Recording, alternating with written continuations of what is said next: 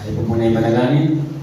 Hallelujah, Lord Jesus. Salamat po, Ama, dahil kami, Panginoon, bigyan mo ng lakas, Panginoon, para ikaw ay purihin, Panginoon, para ikaw ay sambahin, Panginoon, sa umagang ito. Father God, sa inyo po namin, Panginoon, pinitiwala, Panginoon, ang aming mga lakas, Panginoon. Salamat po, Ama, sa binibigyan mo ng talinoon sa bawat sa Panginoon sa amin. Maunawaan ang hindi mga salita, Ama, sa umagang ito. Dalangin ko, Lord, bigyan mo kami ng katalinuhan, Panginoon, at kapawilan ito mo, Panginoon, tulungan mo ko, Lord, na ito yung mga bahagi tayo sa iyong kalooban mo. Salamat, Father God, basusan mo yung mga salita sa umagang ito, Panginoon. Dalangin sa pangalan ng Panginoon Jesus. Amen. Thank you, Lord. Purihin ang Panginoon. Magandang umaga po sa ating lahat. Kahapon inayos namin yung itaas kasi bumubuhos yung ulan. Mag-check kami sa taas. Okay na rin. Purihin ang Panginoon dahil sabi ko nga, akala ko hindi ako makapagpuri sa Panginoon ngayong umaga.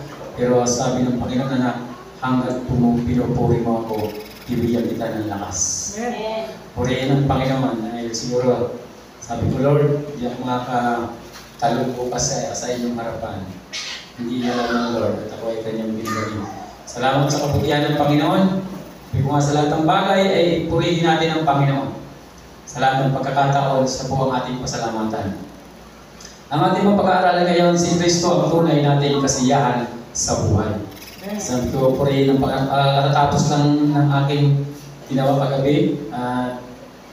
Siguro anong pakiramdam ko, tapos nabasa ko yung nandiyan na raw yung barko ng China sa ating port, dyan sa may Biwo. Purihin ang Panginoon dahil talaga po ang Diyos ay napakabuti. Ang pangalan po natin pagkakalan, si Kristo ang tunay nating kasiyahan sa buhay.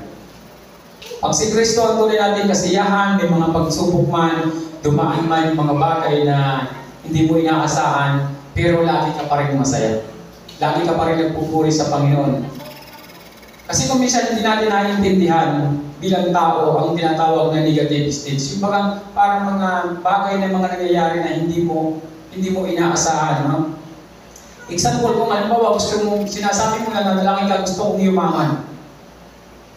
Tapos bigla ka natanggal sa trabaho. Sunod-sunod ang problema, nagkasakit ka pa. Para sa Panginoon, bakit ganito? Kung kailan ako nananalangin, saka naman, sabi ko, nag-pray ako, Panginoon, gusto kong maging mayaman. Tapos bigla akong nawalan ng trabaho. Nagkasakit pa ako, nalawi ako sa negosyo. Diba? So, yun po yung mga bagay na alam natin, hindi natin maunawaan kung minsan, na yun pala mga bagay na yun, kaya inaalis ka ng Panginoon, tinanggal ka sa trabaho mo, para ayaw ng Panginoon doon sa parya-parya. Tapos pag gusto ng Panginoon, yung kasi mga bagay na yun para malaman mo na ang pakiramdam mo ay yun ay hindi tama. Pero yung pala i-prepare ka ng Panginoon. Dahil yung mga nangyayari yun sa'yo, binibigyan ka ng Panginoon ng lakas, binibigyan ka ng Panginoon ng tibay, para pagdating ng mga pamamaraan ng Panginoon, para ikaw ay pagbinigyan ka na ng Panginoon para maging successful sa buhay, yun din yung gagamitin ng Diyos para ito ay iyong magamit. Para maging successful ka sa buhay. Kaya tinanggal ka ng Panginoon. Kaya inalis ng Panginoon yung sa trabaho mo, sa business mo, nalugi ka, dami mong pinagdaanan, yung pala hindi mo alam, prepare ka pala ng Panginoon sa napakalaking blessing ng Panginoon na ibibigay sa iyo. Paano mo ito may mamanage kung ikaw ay mahina? Paano mo ito magagampanan kung hindi mo napagtagumpayan, hindi mo napagdaanan yung mga bagay na dapat mo pagdaanan? Sabi ko nga, yung ating pananampalataya, yung faith natin dapat lagi itong pataas. Kasi yung pagsubok, gusto niya lagi pong angatan yung pananampalataya natin kasi gusto niya lampasan yun para ibagsak yung ating pananampalataya. Kaya siya yung nagtagumpay kasi ang ating pong faith sa Panginoon, wala po itong kapantay na pagsubok. Ang ating pong pananampalataya laging mataas sa pagsubok. Kaya lang po minsan bumibigay tayo kaya bumabagsak. Pero ang katotohanan po hindi kayang pantayan. Kaya nga sabi sa Biblia, walang pagsubok na hindi mo kayang pagtagumpayan. Kasi nga mas mataas yung faith na ibinibigay ng Panginoon sa anak niya pag mayroong pagsubok. Kaya yung pagsubok ay hindi po ito kahinaan sa atin. Hindi po ito kawalan sa atin. Kumbaga, kahit may pagsubok, patuloy po ang buhay natin. Dahil yung po mga pagsubok na yun din ang gagamitin ng Panginoon para sa success ng buhay mo sa mundo ito. prepare ka ng Lord para sa magandang buhay, para sa maayos na buhay. Kaya sa ating pong paglilingkod sa Panginoon, lagi lang tayo magtiwala sa Diyos. Ipagkakaloob po ng Panginoon yung mga bagay na naisin natin sa ating mga buhay. Hindi man tayo exempted sa mga pagsubok sa mundong ito, pero alam natin kasama natin ng Diyos.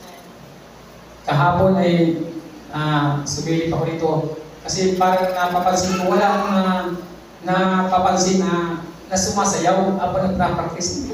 Bakit kaya? Pagsilip ko, tinanong ko sabi ko, sabi ko, paano lang naman, sir? Sabi niya, isa lang daw si EJ lang na EJ. Sabi ko, isa lang pala siya. Purihin ng Panginoon. Alam ko, may ulan kasi sa gabi, medyo maulan. Kaya siguro hindi ba hindi nakarating. Pero alam ko, ang Panginoon ang ating patuloy na tinataas. Kaya salamat, Jel, dahil nandito ka nakaawit ka. Alam ko, may preview ang Lord sa iyo. Talagang, yun ang pintahe pag malapit yung bahay mo. Kahit hindi ulan-ulan, okay lang. Kaya salamat sa Panginoon. Yung po mga bagay niyan, maunawaan ninyo pagdating ng tamang edad niyo na. Kaya pala nagawa ko yun, kaya pala nangyayari yun. Dahil yung pinakadakilang plano ang Diyos sa buhay niyo. Sabi ko nga sa lahat ng pangyayari sa buhay natin, purihin lang natin ang Panginoon. Kahapon ako nagpapacheck ng kagabihan ako nagpapacheck ng aking blood pressure sa dentist. Nagpacheck ako doon kagabi kasi tumaas yung BP ko, umabot ng 116 over 103. Nagpacheck ako rin, sabi ko, Panginoon, malamang, inisip ko, hindi ako makapag-worship. Tapos na yung aking pag-prepare ng mensahe. Pero sabi ng Panginoon, umuwi ka na. Paglabas ng tuktura, kasi nakita niya, lumakad ako, pupunta ako ng CR. Nagpili ako, tapos sabi ng tuktura, sandali lang, chiki na uli kita, sir. Nag-check sa akin, sabi niya, pili ka na umuwi. Ano na lang, 1:30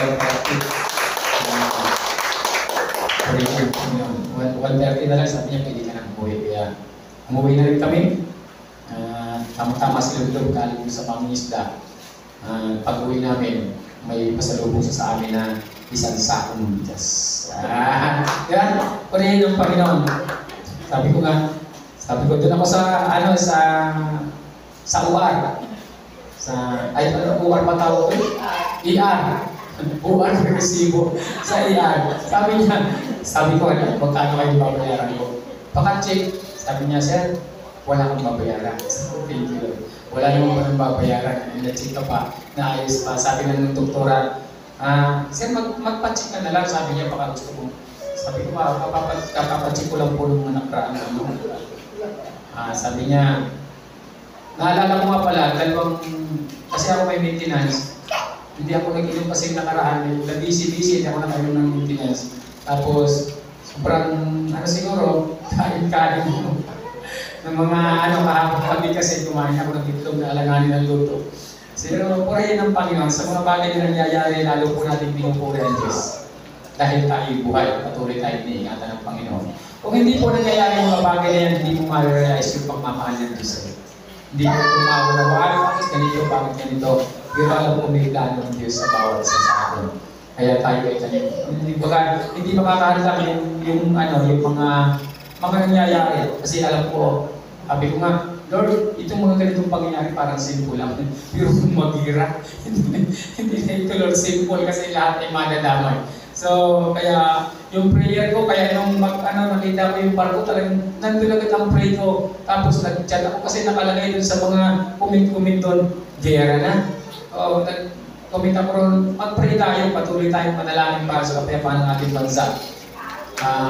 Tanggalin natin yung mga bagay na hindi naman kalooban ng Panginoon, dapat ay hindi mangyari. Diba? Kasi baka tayo ay mga punta dito baka simple mag-ira dito, bakasin muna tayo sa Davao. Doon muna tayo pupunta lahat. Doon muna tayo mananambahan. Dito po muna kami, Pangulong Duterte. Dito muna kami maninirahan sa Davao. Mga 1 year. Kaya, purihin ang Panginoon, mga karating tuloy ako, Walaisin at saka nila EJ doon sa area nila. Kaya salamat sa panganalang ko po. Pero ang sabi po ng kanyang salita, si Kristo ang tunay nating kasiyahan sa buhay. Pag si Kristo po ang tunay nating kasiyahan, ano man yung mga nagdaan sa ating buhay, ano man yung mga pangyayari ng mga negatibong pangyayari sa buhay natin, masaya pa rin po tayo. Kasi si Kristo po ang tunay nating kasiyahan. Kaya kanina nga, napakaganda ng ating Sunday School. Ang sabi po sa 2 Corinthians chapter 12, verse 10, alang-alang kay Kristo, ako'y may kasiyahan sa gitna ng mga kahinaan, mga pagpudya, mga kahirapan, pag-uusig at kagipitan, sapagkat kapag ako'y ay mahina, doon ako nagiging malakas. Pag tayo daw po'y mahina, doon tayo nagiging malakas. Nanghihina man tayo, pero alam niyo, pag tayo nanghihina, lalo tayong tumatawag sa Diyos. Kaya lalo tayo nagkakaroon ng lakas, lalo tayo nagkakaroon ng power mula sa Panginoon. Para yung mga nangyayari, di ba, may mga bagyo. Lumalabas lahat ng mga prayer warrior pag may bagyo na. Pag yung adik mo ay umaangat-angat na ng kaunti, doon ka na sa gilid, Panginoon, tanggalin. Iiwas mo yung hangin, pati hangin. Kaya mong paiwasin. Tanggalin mo yung hangin na yan. Doon mo yung galing sa China. Huwag na din sa Pilipinas. Yung prayer mo talagang Jesus, wasakin mo. Yung kapitbahay mo nag-pray, Lord, iiwas mo yung hangin. Ikaw naman, Lord, iiwas mo yung hangin. Hindi alam yung hangin kung saan sa dadaan. Kung sa gitna kung saan, kasi pareho kayo nananalangin. Sa daming nananalangin, yung mga bagay po na mga dumadaan sa buhay natin, ito yung nagiging sandalo natin para tayo maging matibay, para tayo maging matatag. Di ba pag umaangat-angat na yung atik ng bahay mo, kahit hindi ka marunong manalangin, makakapanalangin ka. Di ba talagang, Lord, nung nakaraang bagyo na ulit, talagang habang ko'y nananalangin, nakasilip ako dun sa papaya na mabunga. Lord, huwag mo naman idaan yung papaya namin. Ang dami talaga kasi bunga ng papaya dyan sa likod ng time na yun. Doon ko na-realize na pag mayroon ka palang bunga, hindi ka itutubo ng Diyos. Pawahawakan ka ng Panginoon, iingatan ka ng Panginoon, marami mong dumaan na pagsubok, trial sa buhay mo, itatayo ka ng Diyos. Sabi nga sa kawikaan, sa mga awit, chapter 91, sabi niya, mabuwan man sa iyong harapan ng 1,000 tao, sa iyong paligid ang bilang ng patay maging 10,000, natitiyak mong hindi ka maaano. Nandun yung protection ng Diyos sa atin. Nandun yung pagbibigay ng Panginoon ng mga lakas para sa atin, para hindi mapagtagumpayan. Kaya sabi niya, alang-alang kay Kristo, ako'y may kasiyahan sa gitna ng mga kahinaan. May mga nangyayari man, mga mahina-hihina man tayo, may mga pagsubok man, may mga mangyayaring bagay. Pero dahil kay Kristo, sabi niyan, dahil alang-alang kay Kristo, ako'y may kasiyahan sa gitna ng mga kahinaan. Nandun pa rin yung kasiyahan natin. Mga pagkutya, mga kahirapan, pag-uusig at kalibitan. Napakatindi po yung mga ganyan mga nagdadaan sa atin. Diba? At alam ko, tayong lahat halos pinagdaanan yung mga bagay na yan. Pero nananatili tayo, naglilingkod sa Panginoon, masaya tayo. Ibig sabihin, nasa atin ang kapangyarihan ng Panginoon at mapag-uwi tayo ng Diyos. Sabi niya, sapagkat kapag ako ay mahina, doon ako nagiging malakas. Nagiging malakas po tayo sa kabila ng ating kahinaan. Kasi yung saya po na nasa atin, ito po ay mula sa ating kaloob-looban. Nagiging masaya tayo sa paglilingkod sa Panginoon, kaya tayo ay pinalalakas ng Diyos kahit tayo po minsan ay nanghihina. Kaya salamat sa Panginoon dahil alam ko tayong lahat ay mayroong lakas sa pagtitiwala natin sa Diyos. Kaya may mga pinagdaanan ka man ngayon, medyo may kalungkutan ka man, medyo may mga kasamahan ka na medyo nalalayo sa'yo, kaya malungkot, di ba? Pero alam mo, darating ang oras, aaliwin at pagpapalain ka ng Panginoon. Ibigyan ka niya ng saya kasi ang tunay natin kasiyahan sa atin dito, si Kristo ang tunay natin kasiyahan sa buhay. Pag si Kristo ang tunay mong kasiyahan, ikaw po ay bibigyan ng Panginoon. Ngayon, medyo may lungkot, pero ibibigay ng Diyos sa iyo yung tamang kasiyahan, ibibigay niya sa iyo ng Panginoon. Sabi sa John 16:22, gayon din naman, nalulungkot kayo ngayon, ngunit muli ko kayong makikita at mag-uumapaw sa inyong puso ang kagalakang hindi maaagaw ni naman. Yan po ang napakasaya sa paglilingkod sa Diyos. Yung kasiyahan natin, hindi po maaagaw ni naman. Kahit sino ka pa, kahit ano ka pa. Yung nangyari po kay Job, napakatindi ng kanyang pinagdaanan, pero yung kasiyahang binigay ng Diyos, hindi naagaw ng kahit sino pa man.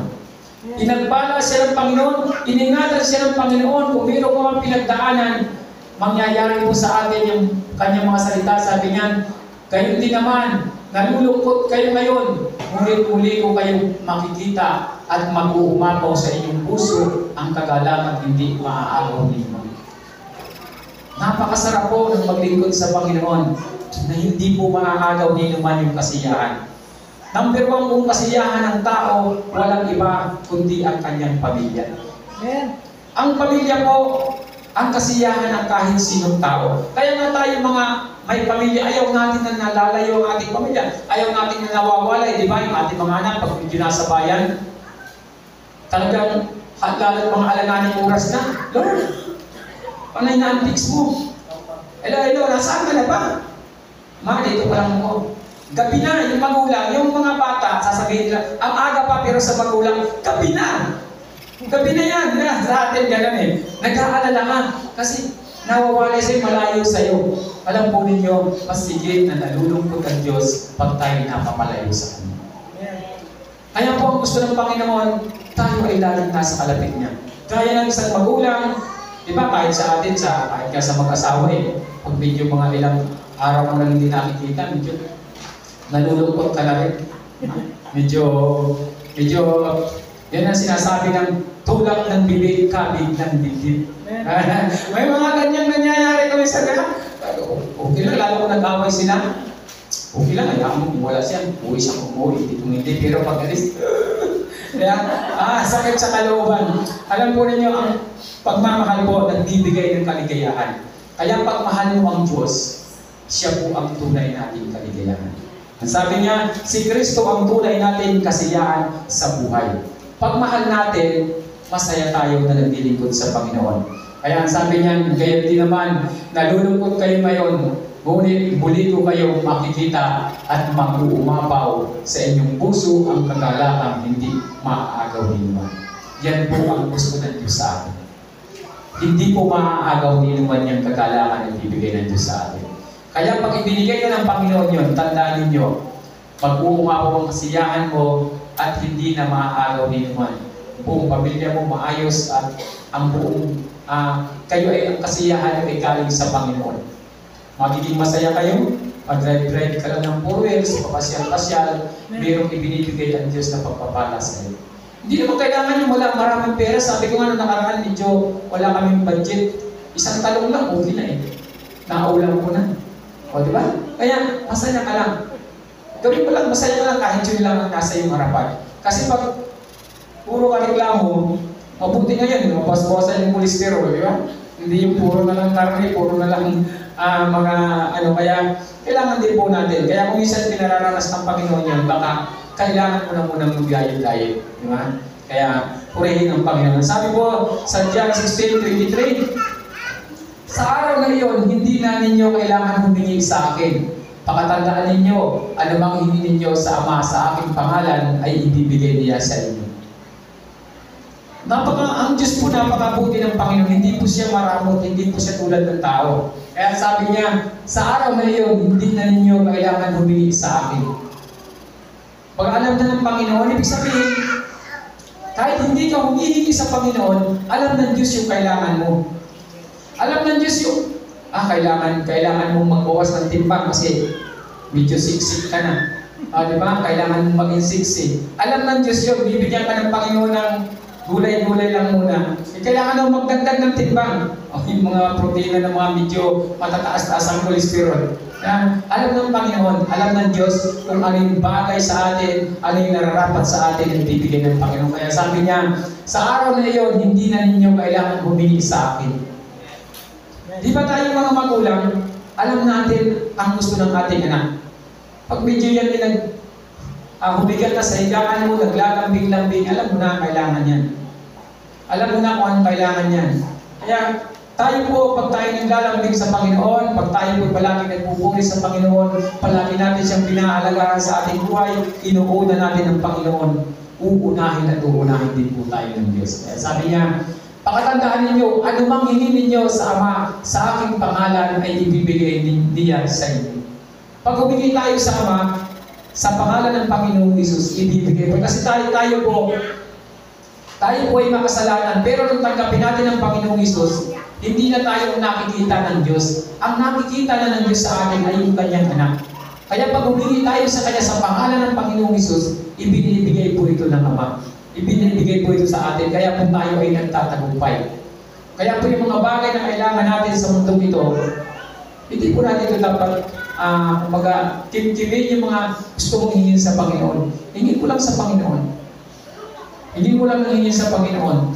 Sabi ko nga, yung mga nangyayari sa ating buhay, may mga dumadaan man na mga minsan parang nanghihina ka, pero ito pala, ay pag ikaw ay yung kasiyahan na sa Panginoong Hesus, tuloy-tuloy po ang pagpapalang ibibigay ng Diyos sa iyo. Alam niyo po ba na yung pagiging wala natin, yung wala tayong pera, ito po ay isang pagpapala rin. Kasi pag nakaranas ka ng mga ganung bagay, pa nagkapira ka, medyo i-chani-chani mo na ng kaunti. Medyo magbabawas-bawas ka na ng gastos mo. Medyo kailangan pala ganito kasi nung nakaraan, naubos eh. Medyo matututo ka sa wisdom na ibibigay ng Panginoon sa iyo. Alam mo, ang Panginoon pag nagturo, actual eh. Actual ang Panginoon pag nagtuturo sa atin. Talagang, di ba sabi nga ni Tutoy, bakit kaya kada biyahe mo, muntik-muntik na lang akong masakit? Sabi ko, alam mo, napakabuti ng Panginoon. Alam mo, malalayo ka sa disgrasya kasi ipinakikita ng Panginoon sa iyo na dapat kang mag-ingat. Ay dati, ang tingin mo lang ay sa unahan, ngayon, titingin ka talaga sa side mirror. Laki-lakihan mo yung side mirror mo kasi baka may mga hataw sa likuran mo na nagmamadali, kailangan mong paunahin. Mag-sip-side ka muna para makauna siya. Baga, nagiging aware ka sa lahat, hindi lang sa harapan, kundi sa likuran, sa tagiliran. Yun po ay katuruan ng Panginoon, actual magturo ang Diyos sa atin. Hindi siya churi-churi, talagang actual at tinuturuan mo ng Panginoon. Kasi ang labis daw natin share yung experience natin sa ating buhay. Yung mga nangyayari sa atin, ito yung patuloy na nagtuturo sa atin. Kaya nga, pag naranasan mo ito, lalo kang maiiwas ng Panginoon sa mga bagay na dapat mong gawin. Baga, yung mga bagay na iiwas ka ng Panginoon, actual ka niyang tuturuan. Ang galing ng Diyos, ano?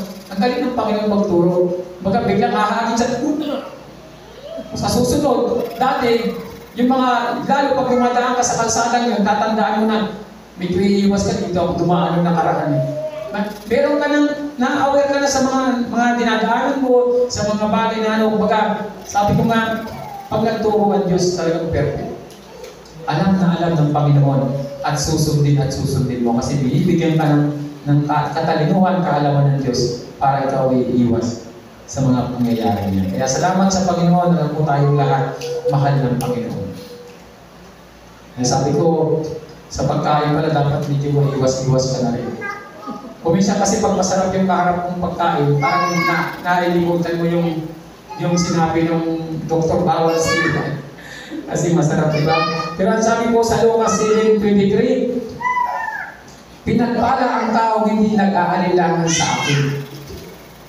So tayo ba hindi nag-aalilangan sa Panginoon?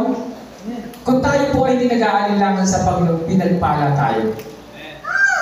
Pag tayo po ay humingi sa Panginoon at hindi tayo nag-aalilangan, pinagpala tayo. Alam po ninyo, yung yaman na gusto natin hingin sa Panginoon, hindi po natin makuha pag hindi tayo nag-aalilangan sa Diyos. Sa ating pong paghingi, pag tayo nag-aalilangan, mahirap po natin itong makamit. Pero pag tayo hindi nag-aalilangan, tayo po ay magtatagumpay. Parang ano lang yan, kahit sa mga bagay na, example ko na lang kahit sa mga nagliligaw, pag ikaw ay hindi nag-aalilangan, talagang araw-araw ka na lang nandun. Naalala ko yung aming yung tatay ko noong una, ninakaw yung kalabaw namin. Ang nagnakaw yung pulis, kumpara ng tatay ko. Sabi nung nanay ko, sabi niya, dapat siya ipakulong mo. Nakulong na. Ngayon, magdideklara ng Barcelona niya, pag nagdideklara ng Barcelona, hindi nakuha yung nakakulong. Matagal siya sa kulungan, hindi makakalaya. Ang ginawa ng kanyang asawa, halos oras-oras na lang, kasi malapit naman sa bahay namin yung bahay niya, ay nagkakaroon tag-ulan. Hindi na madaanan yung aming daan kasi wala pang simento, puro na putik, puro na daan niya.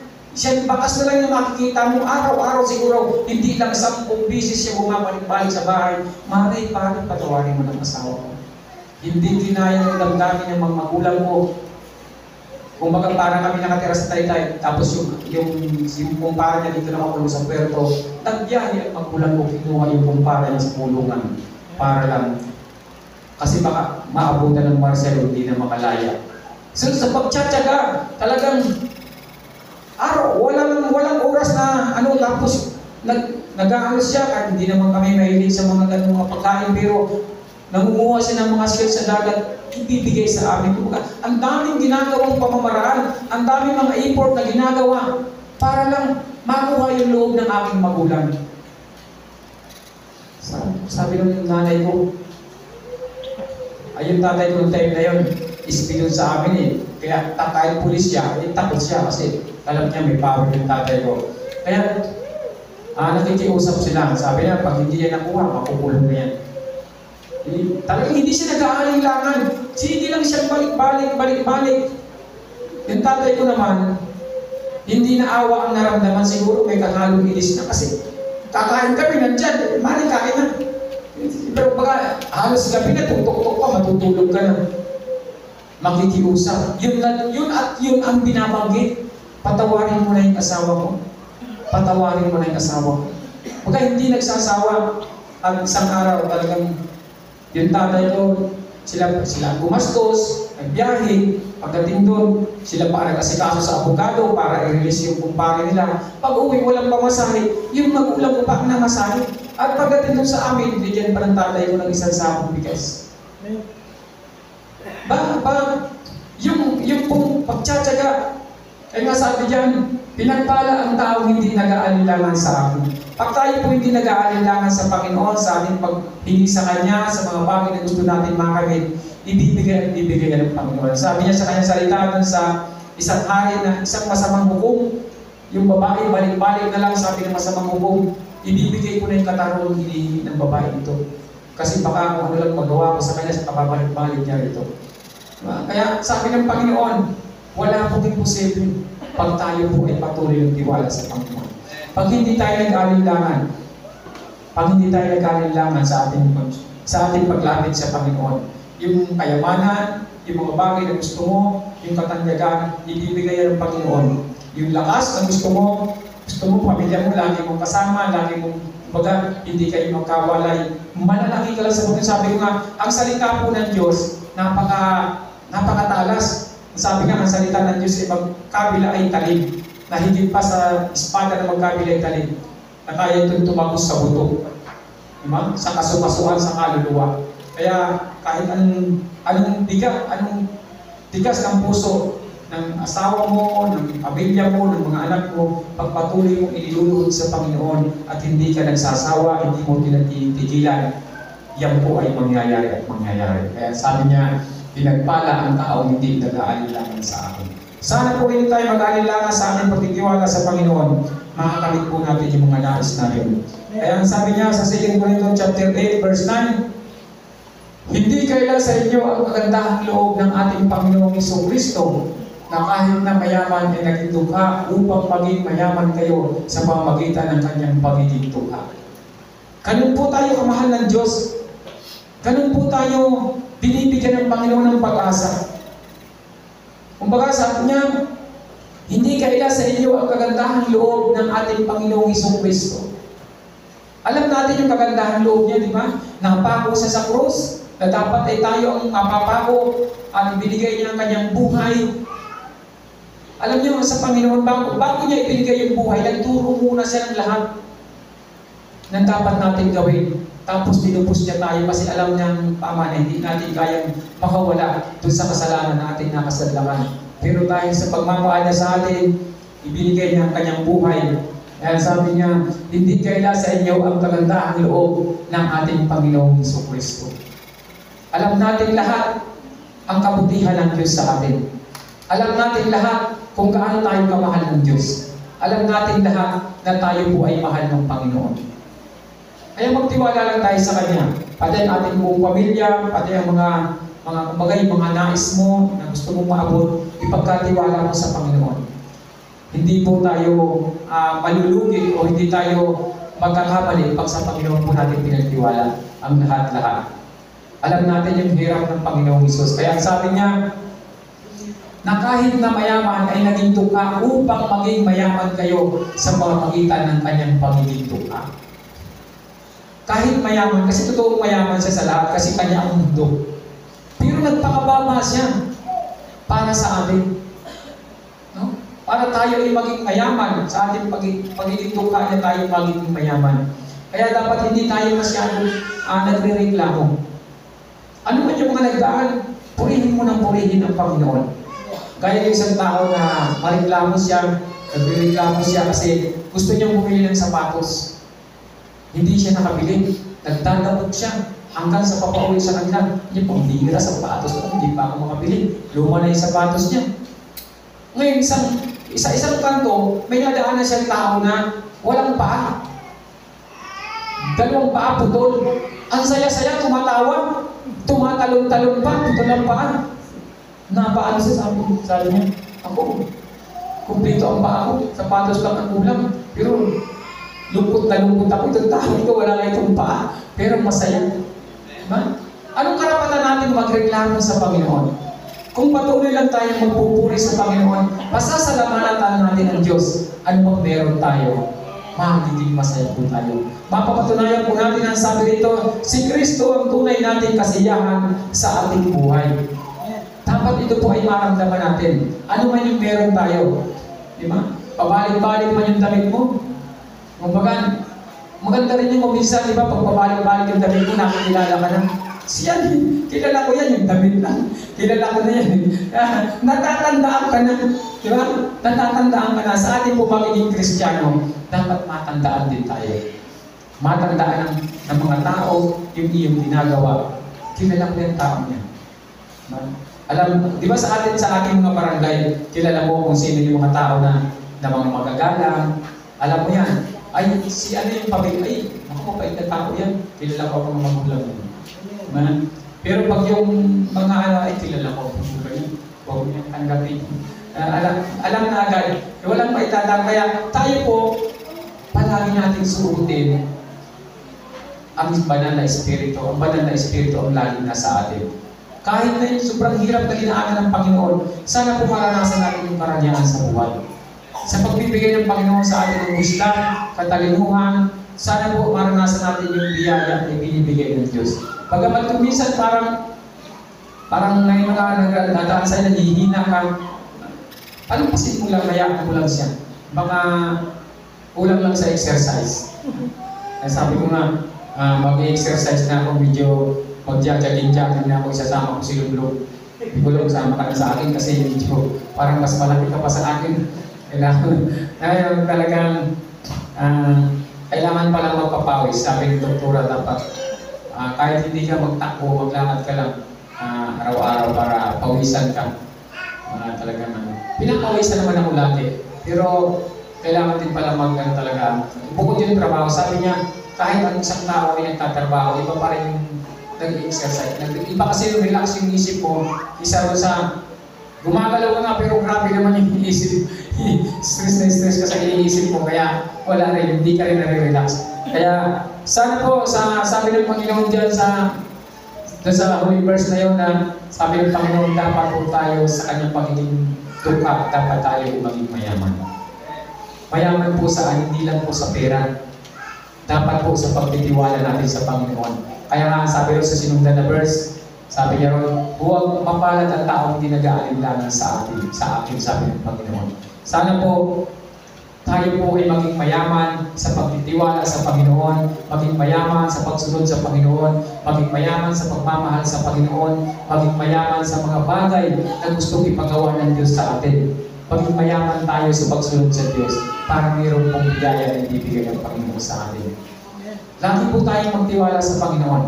Yung yaman natin, yung kasiyahan ng paglilingkod natin sa Panginoon, yun po sana ang gawin natin treasure sa ating mga puso.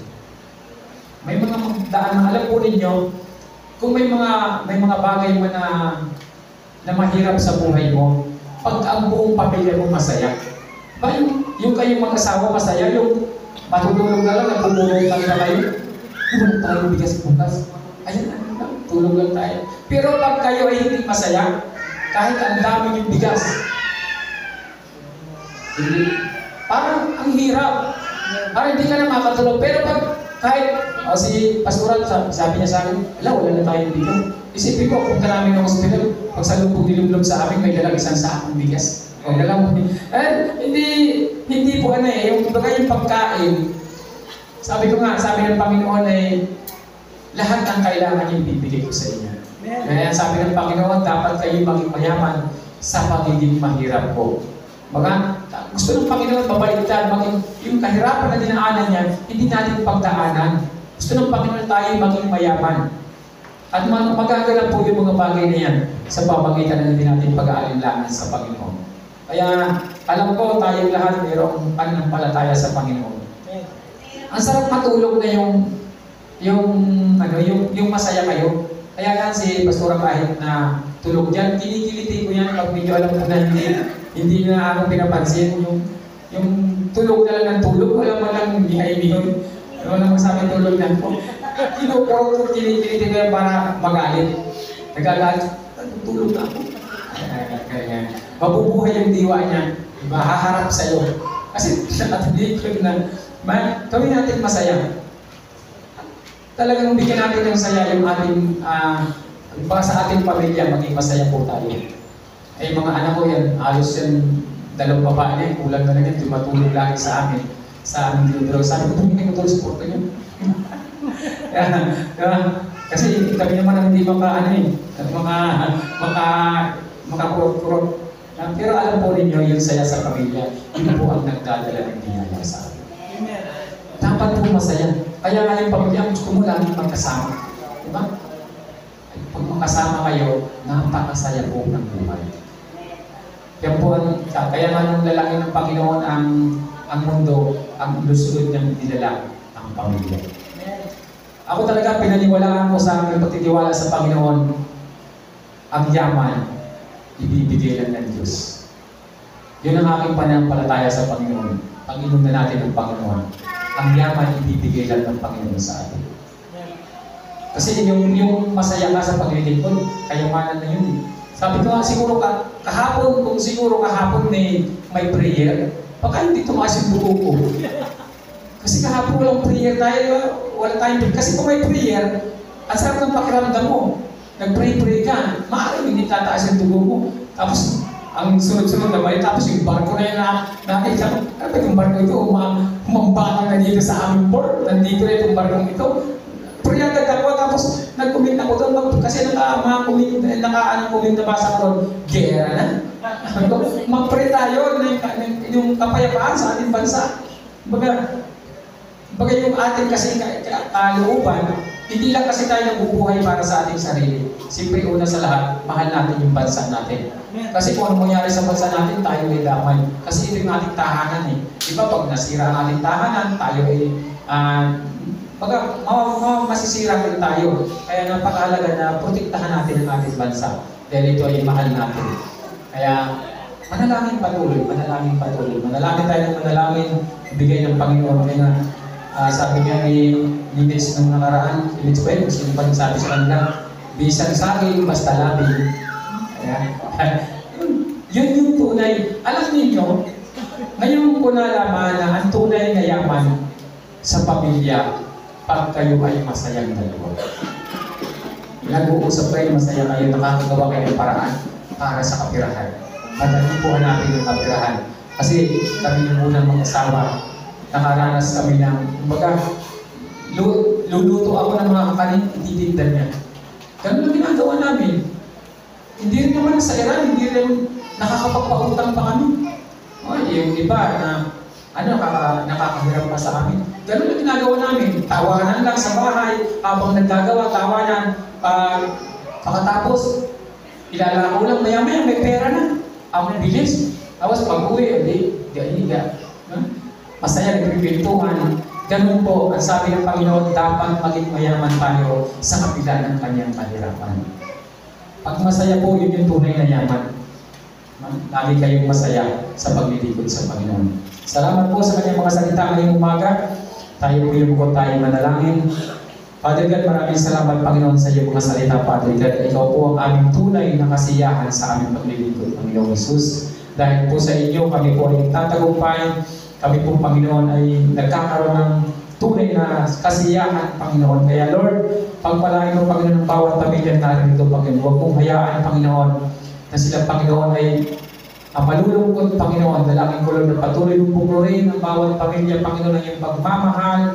Patuloy mo sila, Panginoon, ingatan, Panginoon, maging masaya ang bawat pamilya, Panginoon, lalo tigit ang pamilya narito, Panginoon, sa Little Church, Panginoon, dalangin ko, Lord, na sila, Panginoon, maging tulad din namin, Panginoon, kung paano, Panginoon, yung leader, Panginoon, sa lugar na ito, ay sama-sama ang pamilya, dalangin ko, Lord, sila man ay ganun din, Panginoon, na talagang maging masaya, Panginoon, sa paglilingkod sa inyo, Ama. Salamat, Panginoon, dahil tuloy na saya na kasama namin ang aming mga mahal sa buhay. Kaya Lord, dalangin ko, Father God, ng bawat pamilya natin ito, Panginoon, ibubuglurin mo ng tunay na biyaya, Panginoon. Tunay na pagmamahal, dahil Lord, alam ko, Panginoon, ang yaman ay sa iyo namin makukuha. Lord, salamat po, Ama. Ang palayan mo, Panginoon, ng iyong mga anak sa dakong ito at ang iyong mga salita ay mabuhay sa aming mga puso. Lord, ang lahat ng ito, aming pinasasalamatan sa pangalan ng Panginoong Jesus. Amen. Thank you, Lord.